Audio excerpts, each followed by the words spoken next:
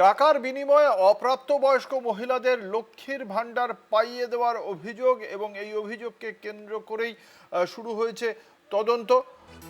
চন্দ্রকোনা থানা, পশ্চিম মেদিনীপুরের চন্দ্রকোনা থানা এলাকার ঘটনা। বিশদে জানবো এ বিষয়ে আমাদের সঙ্গে রয়েছেন আমাদের প্রতিনিধি মধুসূদন ভট্টাচার্য। মধুসূদন, কি অভিযোগও রয়েছে, পুলিশি তদন্তে কি তথ্য উঠে এলো?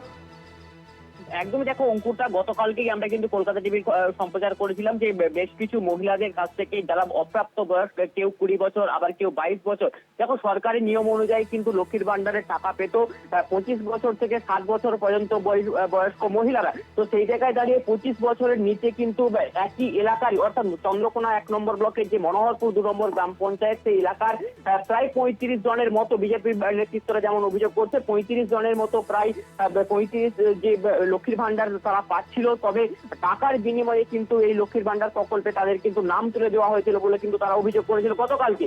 আর সেই অভিযোগের ঘটনায় কিন্তু নাম জড়িয়েছিল গৌতম দণ্ডপাট, তৃণমূল নেতা। অন্যদিকে তাপস দণ্ডপাট, তিনি কিন্তু পেশায় একজন সিভিক ভলেন্টিয়ার, তারও কিন্তু নাম জড়িয়েছিল এই ঘটনায়। বেশ কয়েক মাস টাকাও তারা কিন্তু পেয়েছিল এই লক্ষ্মীর ভান্ডারে। তার সেই খবর প্রকাশ হবার পরেই কিন্তু আজ চন্দ্রকোনা থানাতে ডেকে পাঠায় গৌতম দণ্ডপাটকে চন্দ্রকোনা থানার পুলিশ। দীর্ঘক্ষণ ধরে তাকে জিজ্ঞাসাবাদ করে চন্দ্রকোনা থানার পুলিশ। আপাতত কিন্তু তাকে গ্রেপ্তার করা হয়েছে চন্দ্রকোনা পুলিশ তাকে কিন্তু গ্রেপ্তার করছে গৌতম দণ্ডপাটকে। আপাতত ভাবে এই যে ঘটনা, এই ঘটনার বিরুদ্ধে আর কে কে জড়িত রয়েছে তারও কিন্তু পূর্ণাঙ্গ এই বিষয়ে জেলা তৃণমূল নেতৃত্বের কি প্রতিক্রিয়া? দেখো এই মুহূর্তে কিন্তু আমরা তৃণমূল নেতাদের সঙ্গে কিন্তু বেশ কয়েকটি বার যোগাযোগ করলে তারা কিন্তু এই মুহূর্তে তারা আমাদের সামনে কোনো রকম প্রতিক্রিয়া দিতে চাইছেন না।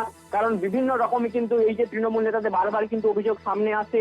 পাশাপাশি কিন্তু সিভিক ভলেন্টিয়ারদেরও কিন্তু এই মুহূর্তে নাম একটা জড়িয়ে আসছে, যেহেতু তাপস দণ্ডপাট ওই এলাকারই সিভিক ভলেন্টিয়ার তাপস দণ্ডপাট, তারও কিন্তু নাম জড়িয়ে রয়েছে এই যে টাকা নিয়ে লক্ষ্মীর ভান্ডার প্রকল্পে নাম তুলে দেওয়ার ঘটনায়। অনেকেই কিন্তু প্রায় 2 মাস, কেউ 3 মাস কিন্তু ইতিমধ্যে কিন্তু লক্ষ্মীর ভান্ডারের টাকা পেয়েছে। অন্যদিকে আজ কিন্তু এই গৌতম দণ্ডপাটকে কিন্তু গ্রেফতার করেছে চন্দ্রকোনা থানার পুলিশ। অঙ্কুরদা, ধন্যবাদ। আমাদের সঙ্গে ছিলেন আমাদের প্রতিনিধি মধুসূদন ভট্টাচার্য।